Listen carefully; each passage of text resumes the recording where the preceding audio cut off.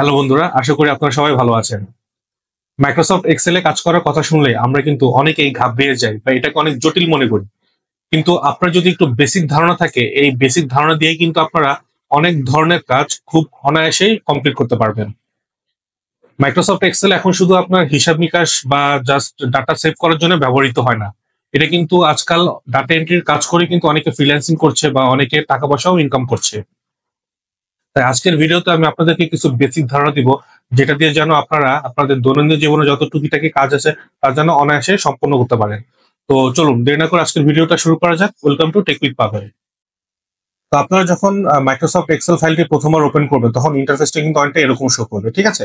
তো এখানে যদি আপনি উপরে একটু চেক করেন যে ABCD, এখানে কিছু অ্যালফাবেট রয়েছে এবং বাম পাশে যদি দেখেন যে 1 2 3 4 এখানে কিছু নাম্বার রয়েছে। এগুলো মূলত একটি কলাম এবং রো এর আপনার পজিশন চেক করার জন্য। যেমন হচ্ছে যে আমরা যদি এই সেলটা চেক করি তাহলে এই সেলটা হচ্ছে যে F2, মানে F নাম্বার কলামের 2 নাম্বার রো। আবার ঠিক যদি এই সেলটা চেক করি তাহলে দেখবেন যে শো করছে L7, মানে এল নাম্বার কলামের 7 নাম্বার রো। তো এভাবে আপনারা যে কোনো একটা সেল বা যে কোনো একটা ঘরের কিন্তু আপনার পজিশনটা চেক করতে পারবেন সেটা কোথায় আছে।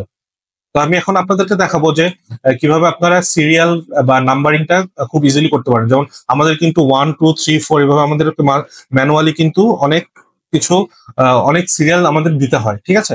তো এখানে ম্যানুয়ালি বসাতে গেলে কিন্তু অনেক টাইম কনজিউম, অনেক কষ্ট করতে হয়, অনেক টাইপ করতে হয়। তো আপনি জাস্ট এক্ষেত্রে যেটা করবেন যে আপনি জাস্ট যে কোনো দুইটা সংখ্যা বসাবেন এবং এই দুইটা সেল একসাথে সিলেক্ট করে যে কর্নারের যে স্কোয়ার আইকনটা দেখতে পাচ্ছেন এখানে জাস্ট ক্লিক করে নিচে ড্র্যাগ করবেন।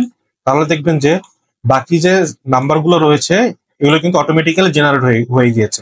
তো আপনি চাইলে আপনার যত নাম্বার, যত সিরিয়াল দরকার আপনারা কিন্তু জাস্ট ড্র্যাগ করেই কিন্তু জেনারেট করে ফেলতে পারবেন খুব অনায়াসে, কয়েক সেকেন্ডের মধ্যে। এখন আমি আপনাদেরকে দেখাবো যে কিভাবে বার, যেমন দিনের স্যাটারডে সানডে কিভাবে আমরা খুব ইজিলি এক ক্লিকে করতে পারি। যেমন হচ্ছে যে স্যাটারডে, আপনি যদি জাস্ট যে কোনো একটা দিনের নাম লেখেন এখানে ঠিক আবার ড্র্যাগ করবেন একইভাবে, দেখবেন যে বাকি দিনগুলো কিন্তু অটোমেটিক্যালি জেনারেট হয়ে গিয়েছে। বুঝতে পেরেছেন? তো আমাদের মাঝে মাঝে আবার ডেটও ইউজ করতে হয়। সো ডেটও দেখা যায় যে মাঝে মাঝে আমরা ম্যানুয়ালি আমরা টাইপ করে থাকি। তো আপনি জাস্ট ধরে নেন যে আজকে জানুয়ারি মাসের 10 তারিখ, ঠিক আছে? জানুয়ারি মাসের 10 তারিখ। তো এখন আপনি যদি জাস্ট এই সেলটাকে ড্র্যাগ করে আবার যদি নিচে যদি আপনি ড্র্যাগ করেন তাহলে দেখবেন যে বাকি দিনগুলো কিন্তু অটোমেটিক্যালি জেনারেট হয়ে গেছে। 10 তারিখ, 11 তারিখ, 12 তারিখ, 13 তারিখ। বুঝতে পেরেছেন? তো এভাবে কিন্তু খুব সহজেই আপনারা আপনার সিরিয়াল, ডে, তারপর হচ্ছে যে ডেট, এভাবে খুব সহজে আপনারা জেনারেট করতে পারেন। ঠিক একইভাবে যদি আপনি সালের কাউন্ট করতে চান বা যদি ইয়ার কাউন্ট করতে চান তাহলে দেখুন যে আজকে হচ্ছে 2025 সাল, ঠিক আছে? এরপরে হচ্ছে 2026 সাল।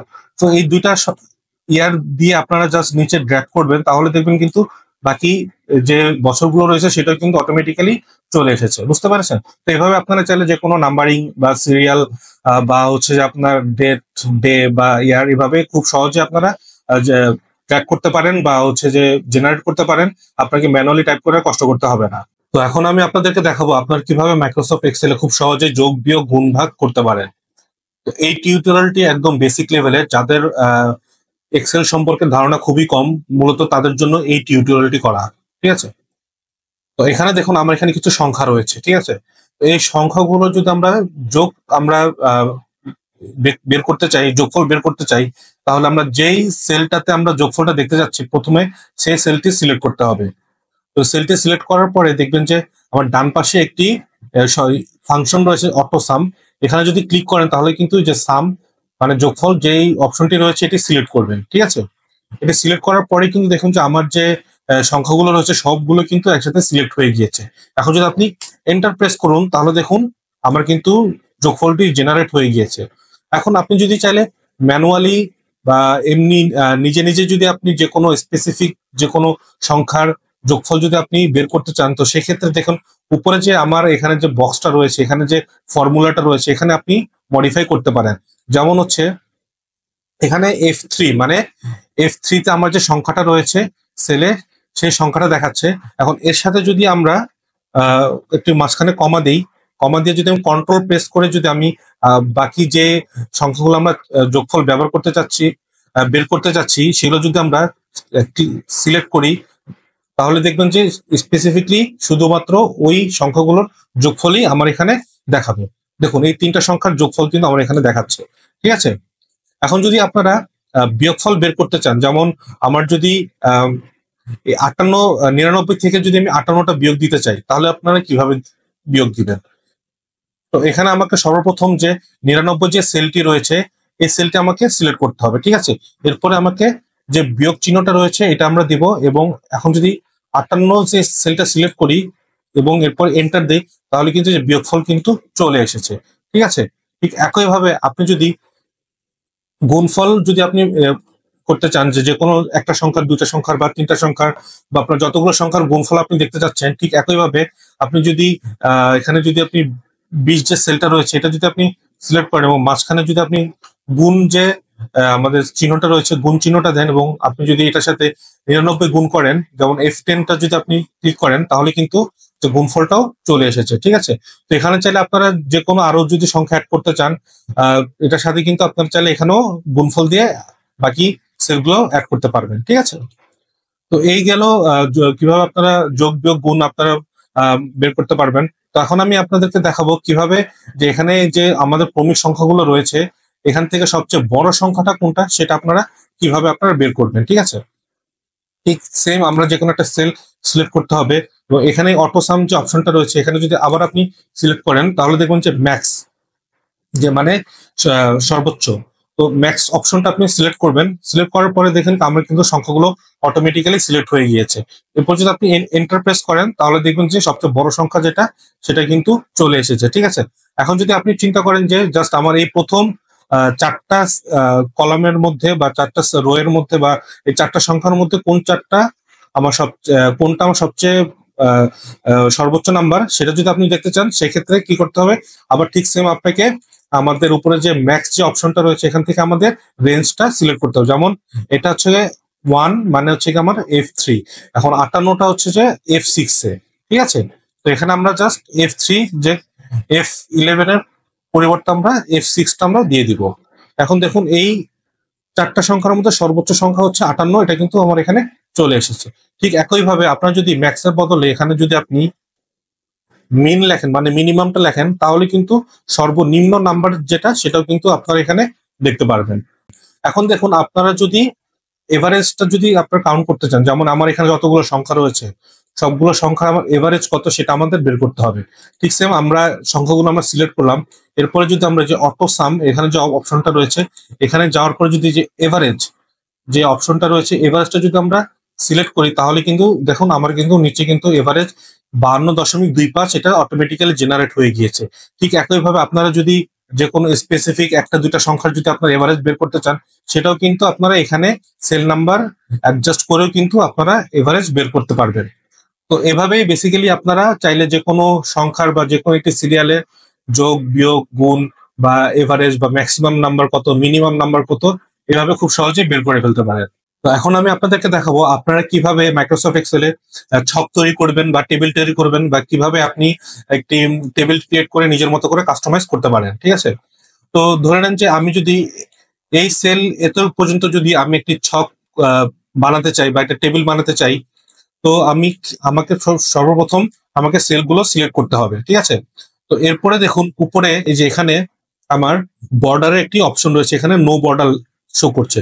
তো এখানে যদি আপনি ডান পাশে এই অ্যারো বাটনটাতে আপনি যদি ক্লিক করেন, তাহলে দেখবেন এখানে অনেক ধরনের অপশন শো করছে, যে আপনি কি শুধু নিচেই আপনি বর্ডারটা দিতে যাচ্ছেন, বা আপনি ছকের যে দাগটা সেটা দিতে যাচ্ছেন, বা শুধু উপরে বা বাম পাশে বা ডান পাশে, এখানে অনেক ধরনের অপশন শো করছে। তো আমি এখন অল বর্ডার শো করবো, মানে আমার সেলগুলোতে যত ধরনের যত সেল রয়েছে সবগুলোতেই আমার ছকের যে বর্ডারটা সেটা শো করবে।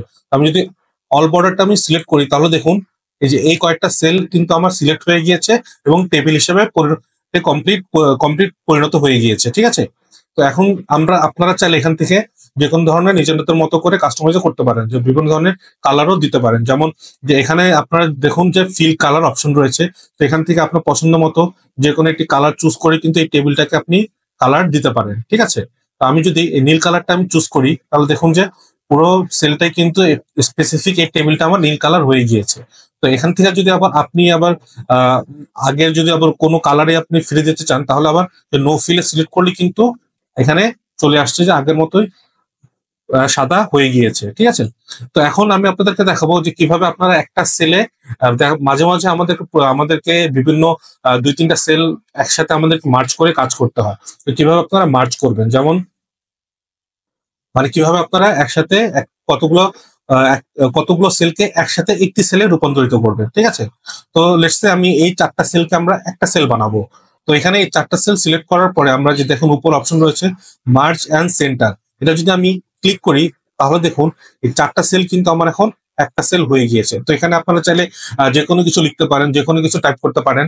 তো এভাবে আপনারা যে কোনো সেলকে আপনারা চাইলে লম্বালম্বি বা আপনার পাশাপাশি যেভাবে আপনার সুবিধা মতো হয় আপনারা কিন্তু এভাবে মার্চ করতে পারবেন। ঠিক আছে, তো এখানে আপনারা সেল মার্চ করেও কিন্তু আপনাদের প্রয়োজন অনুসারে আপনারা ডাটা এন্ট্রি করতে পারবেন আপনাদের সুবিধা মতো করে। তো এখন আমি আপনাদেরকে আরো একটি জিনিস দেখাবো। সো আমরা যদি একটি ডেট লিখি, যেমন আজকে যদি জানুয়ারি মাসের 10 তারিখ হয়ে থাকে, তো এটা চাইলে আপনারা কিন্তু যে কোনো ভাবে ফরম্যাটিং করতে পারেন। যেমন আপনি যদি শুধুমাত্র মান্থ ডেট দেখতে চান, বা শুধুমাত্র যদি মান্থ দেখতে চান, বা নাম মাসের নাম দেখতে চান, সেটা কিন্তু আপনারা ফরম্যাট করতে পারবেন। যেমন এটা এই সেলটা সিলেক্ট করে আপনারা যে এই যে উপরে যে ফরম্যাট অপশনটা রয়েছে এখানে ক্লিক করবেন, ফরম্যাট সেলে যাবেন। ফরম্যাট সেলে যাওয়ার পরে যে দেখুন ডেট কিন্তু অটোমেটিক্যালি সিলেক্ট হয়ে গিয়েছে। ঠিক আছে, তো এখান থেকে দেখুন যে অপশন, অনেক ধরনের অপশনে শো করছে। আপনি যদি বার সহ যদি দেখতে চান যে আপনার এই ডেটে কতবার এবং সেটা নাম অনুসারে দেখাবে, এটা যদি আপনি সিলেক্ট করেন এবং ওকে দেন, তাহলে দেখুন যে জানুয়ারির 10 তারিখ আমার শুক্রবার ছিল। সো একেবারে আমার বার, ডেট, দেন হচ্ছে যে মান্থ, ইয়ার একসাথে আমার শো করছে। ঠিক সেম আবার যদি আপনি ফরম্যাট সেলে যান, ফরম্যাট সেলে গিয়ে যদি আবার আপনি যদি শুধু মাস দেখতে চান বা মাসের তারিখ দেখতে চান, বা আপনি যদি মাসটাকে আপনি যদি একটা নাম অনুসারে দেখতে চান, বা আপনি যদি জাস্ট এই ফরম্যাটে দেখতে চান যে জাস্ট আমার মাঝখানে ড্যাশ দিয়ে দেখাবে বা সময় সহ দেখাবে, তো সেই ক্ষেত্রেও কিন্তু আপনি দেখতে পাবেন। যেমন আমি যদি এই সময় সহটা আমি যদি সিলেক্ট করি, তাহলে দেখুন যেমন এখন বাজছে 12টা AM, আমার 1/10/2025। ঠিক আছে, তো সময় সহ কিন্তু এভাবে আপনারা চাইলে আপনাদের ডেটের যে ফরম্যাটিংটা রয়েছে এভাবে আপনার পছন্দ মতো বা আপনার প্রয়োজন মতো এভাবে ফরম্যাটিং করতে পারেন। তো এখন আমি আপনাদেরকে আরো একটা জিনিস দেখাবো। যেমন আমাদের মাঝে মাঝে সেলে বিভিন্ন ধরনের সেন্টেন্স বা বিভিন্ন ধরনের কথা লিখতে হয়, বিভিন্ন ধরনের ওয়ার্ড লিখতে হয়। তো মাঝে মাঝে দেখা যায় যে সেই ওয়ার্ড গুলো আমাদের একটা সেলে সম্পূর্ণ আমরা লিখতে পারি না। ঠিক আছে, তো যেমন আমি এখানে যদি আমি লিখি আমার আমার নামটা যদি আমি লিখি MD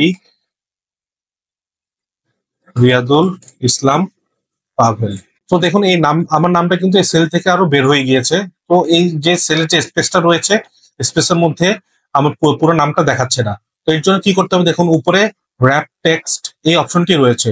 তো র্যাপ টেক্সটে যদি আপনি ক্লিক করেন তাহলে দেখুন কিন্তু আমার পুরো নামটাই কিন্তু বা পুরো সেন্টেন্সটাই কিন্তু একটা সেলের মধ্যে চলে এসেছে। তো এভাবে আপনারা চাইলে যে কোনো একটি লম্বা সেন্টেন্সকে আপনারা একটা সেলের মধ্যে আপনারা লিখতে পারেন। তো এই ছিল আজকের ভিডিও। সো আজকের ভিডিওটি মূলত হচ্ছে যে যাদের এক্সেল সম্পর্কে ধারণা খুবই কম তাদেরকে একটি বেসিক ধারণা দেওয়ার জন্য এই টিউটোরিয়ালটি করা। তো সামনে আরো কিছু আমি অ্যাডভান্স টিউটোরিয়াল আসবো যেখানে আপনারা কিভাবে কোডিং করবেন বা কিভাবে বিভিন্ন ধরনের ফর্মুলা রয়েছে, অ্যাডভান্স ফর্মুলা রয়েছে, সেগুলো কিভাবে অ্যাপ্লাই করবেন, বা কিভাবে আপনার একটা স্যালারি শিট বানাবেন, বা কিভাবে আপনার একটা কোটেশন বানাবেন। তো এগুলো আরো অ্যাডভান্স কিছু টিপস নিয়ে আমি আরো একটি টিউটোরিয়াল নিয়ে আসবো। তো এরকম আরো টেক টিপস বা টিউটোরিয়াল পাওয়ার জন্য আমার চ্যানেলটিকে সাবস্ক্রাইব করে রাখবেন। তো পরবর্তীতে দেখা হবে আরো নতুন কোনো টিউটোরিয়াল নিয়ে। সে পর্যন্ত সবাই ভালো থাকুন, ধন্যবাদ।